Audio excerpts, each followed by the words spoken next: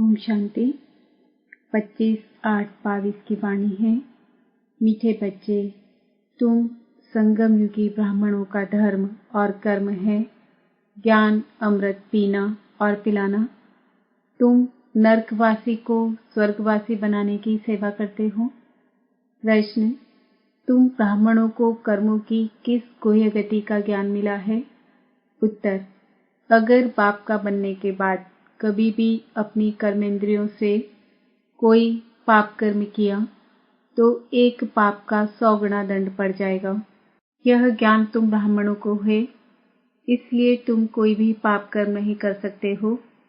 अभी तुम ब्राह्मणों का लक्ष्य है सर्वगुण संपन्न बनना, इसलिए तुम अपने अवगुणों को निकालने का ही पुरुषार्थ करो। गीत भोलेनाथ से निराला कोई और नहीं। ओम शांति। बेहद के बाप का नाम है भोलानाथ। जरूर मनुष्य से देवता बनाने वाला भी वही है। मनुष्य तो सब है आसुरी संप्रदाय, वह मनुष्य को देवता बना न सके। उनके लिए ही गाया हुआ है, मनुष्य से देवता की एक करत न लागे पास।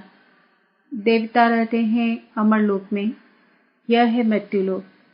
जरूर बाप आकर मृत्युलोक से अमर कथा सुनाएंगे अमर बनाने के लिए।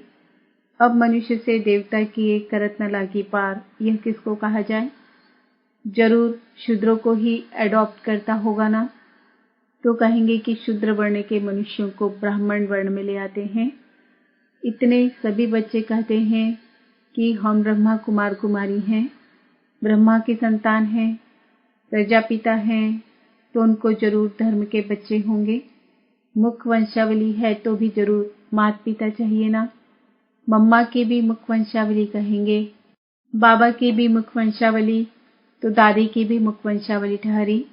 कुख वंशावली का यहाँ नाम ही नहीं। वह कलयुगी ब्राह्मण है कुख वंशावली, और तुम ब्राह्मण हो मुख वंशावली। वह ब्राह्मण तो एक दो का हथियाला बांधते हैं विष पिलाने के लिए, और तुम ब्राह्मण अमृत पिलाने परमात्मा से हथियाला बांधते हो। कितना अंतर है? वह नरकवासी बनाने वाले और यह स्वर्गवासी बनाने वाले। ज्ञान अमृत से मनुष्य से देवता बनते हैं, हम ईश्वर के औलाद बनते हैं, तो फिर मदद भी मिलती है। सगे और लगे भी है ना। लगे बच्चों को इतनी मदद नहीं मिलेगी जितने सगे बच्चों को। बाप का लव भी सगों पर ही रहता है। सगा बच्चा नहीं होगा तो फिर भाई के बच्चों को लव करना पड़ेगा, वह धर्म का बच्चा बनना पड़ेगा।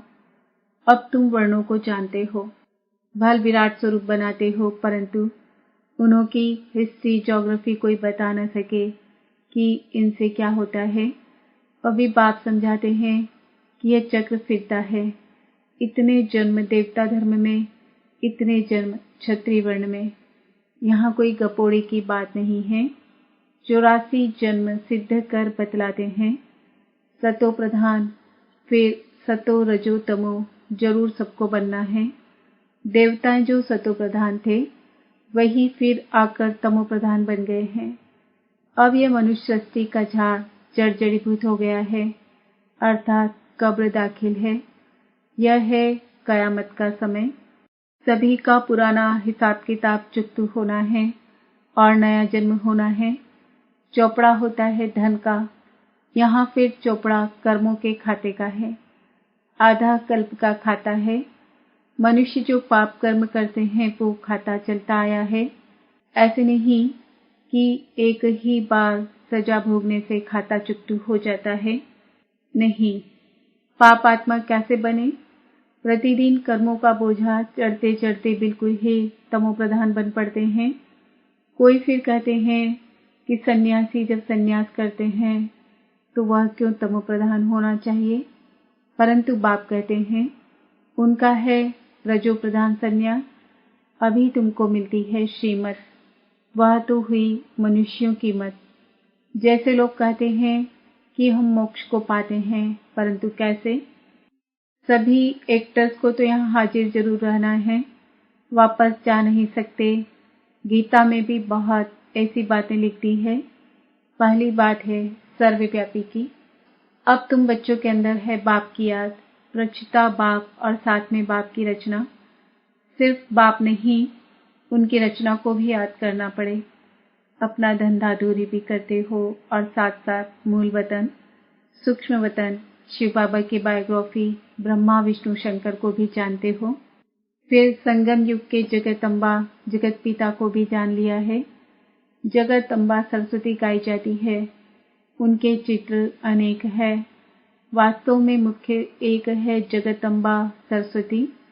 यह ब्रह्मा व्यक्त है जो अव्यक्त बनता है। अव्यक्त के बाद वह ब्रह्मा से साकार महाराजा श्री नारायण बनते हैं। फिर 84 जन्म शुरू होते हैं। अब तुम धंधाधूरी भी करते रहते हो, तो कर्मेंद्रियों से ऐसा कोई पाप कर्म नहीं करना है जो विकर्म बन जाए, नहीं तो सर्वगुण संपन्न बन नहीं सकेंगे। गाते हैं ना कि मुझ निर्गुण हारे में कोई गुण नहीं। इस समय है ही झूठखंड, सचखंड स्थापन करने वाला एक पाप है। इस समय सभी मनुष्य मात्र निधन के बन पड़े हैं। अभी तुम बच्चों में कोई भी अवगुण नहीं होना चाहिए। सबसे पहला अवगुण है देह अभिमान का। देही अभिमानी बनने में बहुत मेहनत है।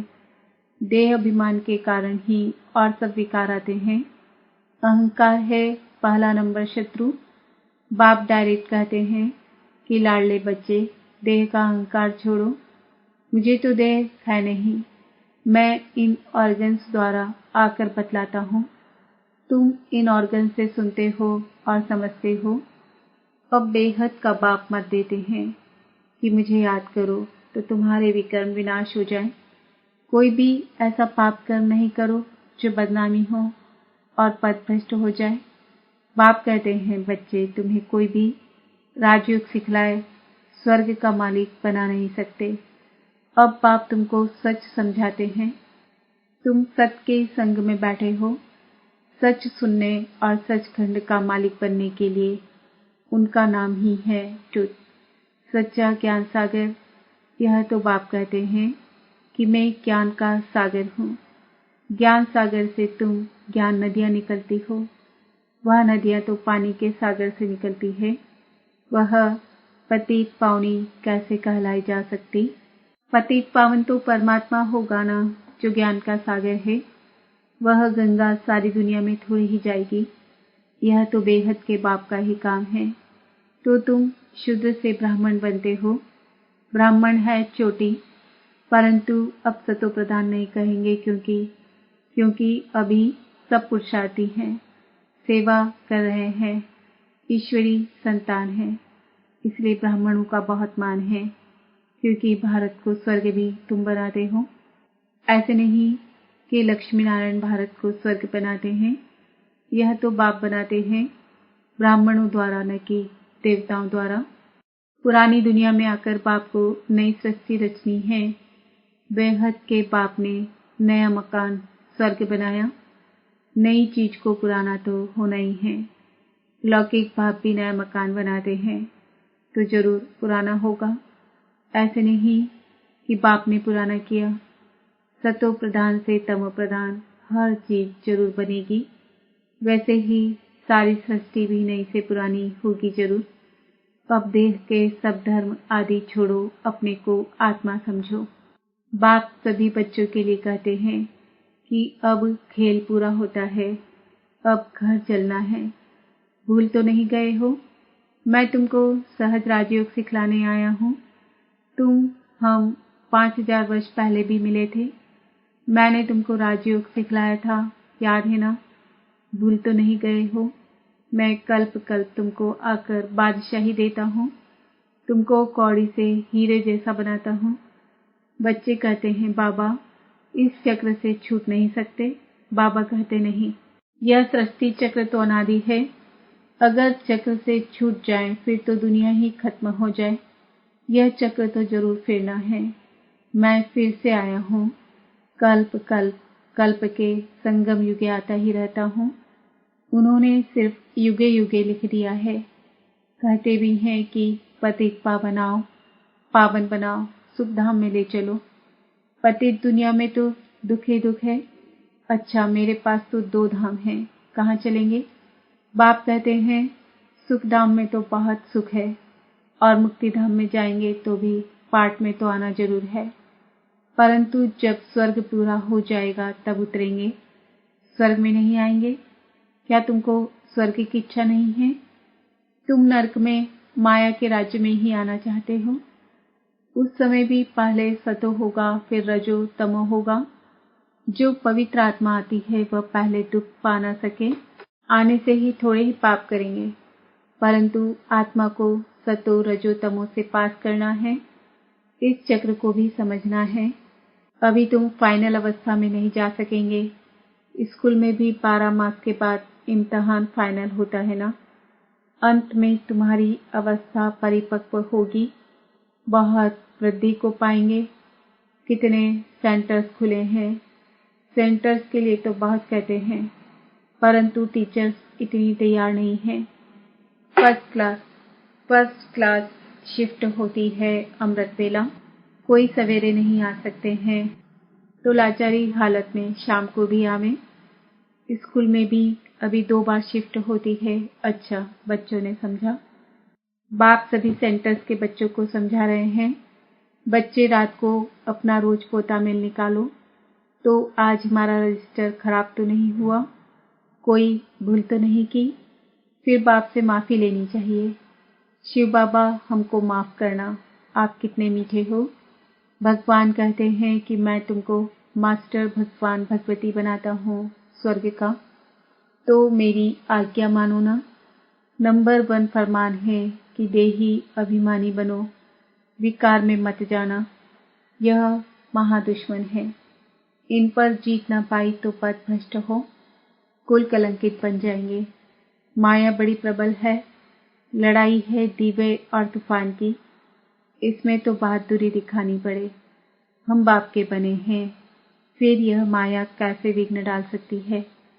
हाँ, तूफान तो मचाएगी, परंतु कर्मेंद्रियों से कभी कोई विकर्म नहीं करना है। बहुत ऊंच पद मिलता है ना, कुछ ख्याल भी करो। तुम किसको कहेंगे कि हम नर से नारायण बनने के लिए पढ़ते हैं, तो सब हंसी उड़ाएंगे। यहाँ तो धारणा चाहिए। यहाँ तुमको पक्का करना है कि मैं तो आत्मा हूँ, तब ही सतो प्रधान बन बाप के पास जाएंगे। फिर बाप स्वर्ग में भेज देंगे। अच्छा, मीठे मीठे सिक्कील दे बच्चों प्रति मात पिता बाप दादा का याद प्यार और गुड मॉर्निंग। रूहानी बाप की रूहानी बच्चों को नमस्ते। हम रूहानी बच्चों की रूहानी बाप दादा को याद प्यार गुड मॉर्निंग नमस्ते ओम शांति। धारणा के लिए मुख्य सार, अपना रजिस्टर खराब ना हो इसका ध्यान रखना है।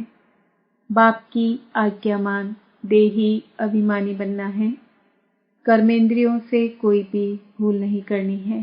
सर्वगुण संपन्न बनने के लिए कर्मेंद्रियों से ऐसा कोई पाप कर्म ना हो जाए जिसका विकर्म बन जाए। पुराना हिसाब किताब चुकतू करना है। वरदान, अपने भाग्य की स्मृति से सदा खुशी में डांस करने वाले खुश नसीब भव। अमृत वेले से रात तक आप ब्राह्मण बच्चों को जो श्रेष्ठ भाग्य मिला है, उस भाग्य की लिस्ट सदा सामने रखो और यही गीत गाते रहो। वाह मेरा श्रेष्ठ भाग्य, जो भाग्य विधाता ही अपना हो गया। इसी नशे में सदा खुशी की डांस करते रहो।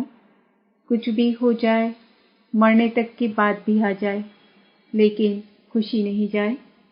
शरीर चला जाए, कोई हर्जा नहीं, लेकिन खुशी नहीं जाए। स्लोगन, हर्षित मुख रहना है तो साक्षीपन की सीट पर बैठ दृष्टा बनकर हर खेल को देखते चलो। आज का सम्मान है, मैं खुशनसीब आत्मा हूँ। दादी प्रकाश मणि जी के 15वें स्मृति दिवस पर उनके अनमोल महावाक्य, संपन्नता व संपूर्णता के समीपता की निशानियां। पहला, आत्मा जितना संपन्न बनती जाएगी उतना मनसा वाचा कर्मणा में कोई भी सूक्ष्म विकार नहीं रहेगा। उन्हें संपूर्णता की मंजिल समीप दिखाई देगी। दूसरा, मन वचन कर्म से सदा अहिंसक रहेंगे। कभी किसी को न दुख देंगे न दुख लेंगे।